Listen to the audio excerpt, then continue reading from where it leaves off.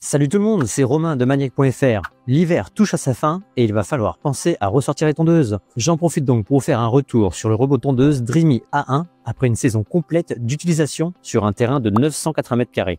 Il a cumulé plusieurs dizaines de milliers de mètres carrés de tonte, principalement sur le printemps et l'été 2024. Je ne vais pas faire un test complet en décrivant toutes les fonctionnalités parce que ça, vous pouvez le trouver sur des dizaines de vidéos. C'est un appareil que j'ai acheté moi-même pour mon jardin. Alors la vidéo n'est pas sponsorisée. L'objectif, c'est plutôt de vous donner mon avis sincère avec les points positifs et négatifs de ce robot.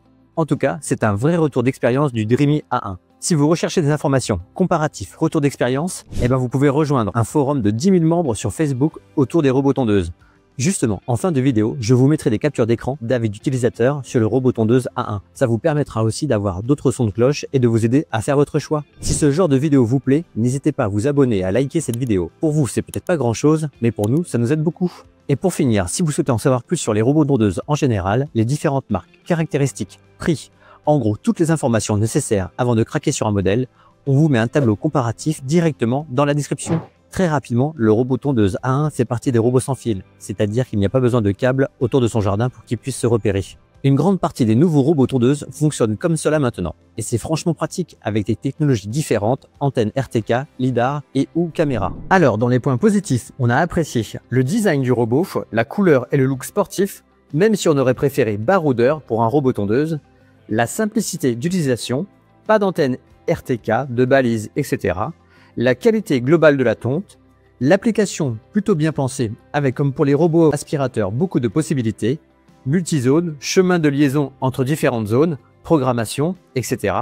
La fausse bonne idée des lames à changement rapide, on en parlera dans les inconvénients, la hauteur de coupe réglable à distance, la précision du lidar 3D à 1 cm près, l'évitement des obstacles, même si ce n'est pas du 100%. Le travail de nuit est possible, même si c'est déconseillé pour les petits animaux nocturnes, tels que les hérissons. La carte de travail instantanée sur l'application, on sait toujours où en est le robot dans sa tonte. Sa capacité jusqu'à 2000 m², au-delà blocage logiciel. Très peu de blocage, hormis sur mon terrain pentu à 45%. Cela est dû au petit muret que j'ai en bas de ma pente. Il vaut mieux avoir une partie plane pour éviter que le robot se bloque et qu'il puisse faire demi-tour dans de bonnes conditions. On apprécie aussi la garantie de 3 ans constructeur Dreamy. Dans les points négatifs, le pire des inconvénients, c'est la motricité de ce robot. Malgré plusieurs demandes et des mécontentements sur notre forum, la mise à jour se fait attendre. Espérons que c'est pour bientôt. En effet, le robot à chaque demi-tour fait une rotation sur lui-même, ce qui arrache l'herbe.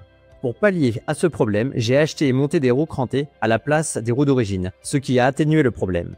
A priori, des roues tout-terrain sont en cours de commercialisation et sont déjà disponibles sur le Dreamy A1 Pro. La tonte des bordures est vraiment perfectible, là où mon Works filaire avec sa coupe décalée me laissait 5 cm. Celui-ci peut m'en laisser jusqu'à 30 ou 40 cm selon l'environnement, ce qui m'oblige à ressortir ma tondeuse pour faire le tour du jardin avant de passer le coupe-bordure.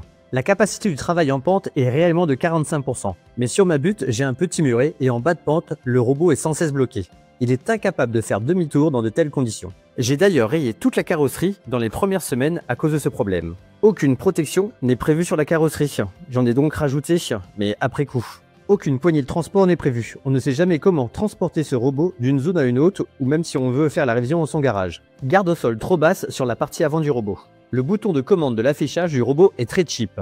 Les lames à changement rapide sont pratiques sur le papier, mais avec l'humidité et la saleté, sans dégrippant une pince plate, il n'est pas possible de sortir les lames. De plus, pour l'instant, il n'existe pas de lame générique, il faut acheter la marque Dreamy qui est chère. J'ai d'ailleurs modifié un disque de coupe Husqvarna pour pouvoir mettre les lames génériques pas chères. Donc voilà, en ce qui concerne les avantages et les inconvénients de mon côté. Maintenant, comme promis, je vais vous mettre quelques retours qu'on a pu avoir sur le forum des robots tondeuses sur Facebook.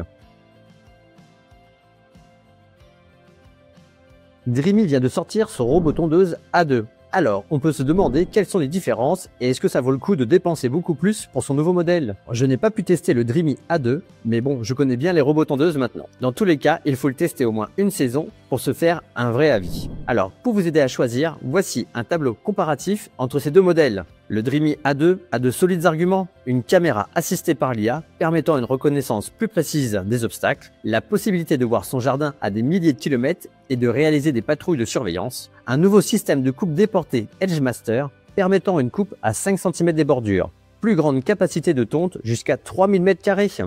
La société Mova n'est pas en reste non plus en présentant deux modèles M600 et M1000 avec une grille tarifaire plus accessible. Les deux modèles de chez Mova reprennent le meilleur du Dreamy A1, à savoir un lidar 3D, une application complète avec beaucoup de paramètres, par contre plus de réglage de coupe électrique. Voilà, après avoir listé les avantages et les inconvénients du Dreamy A1 après un an d'utilisation, globalement je peux dire que je suis tout de même satisfait. Rappelons tout de même que c'est le premier robot tondeuse de chez Dreamy avec une technologie lidar 3D novatrice dans ce domaine d'application. Même si le robot est imparfait, j'en suis satisfait. Le résultat de tonte est globalement bon et j'apprécie vraiment la tonte systématique en ligne parallèle, comparée à la tonte aléatoire de mon ancien Works M1000, qui donne un très bon résultat, mais en termes d'efficacité, ce n'est pas ça. Je reste confiant qu'après une mise à jour, le Dreamy A1 pourrait vraiment s'améliorer. La conception et la qualité de fabrication sont bonnes, c'est juste un problème logiciel.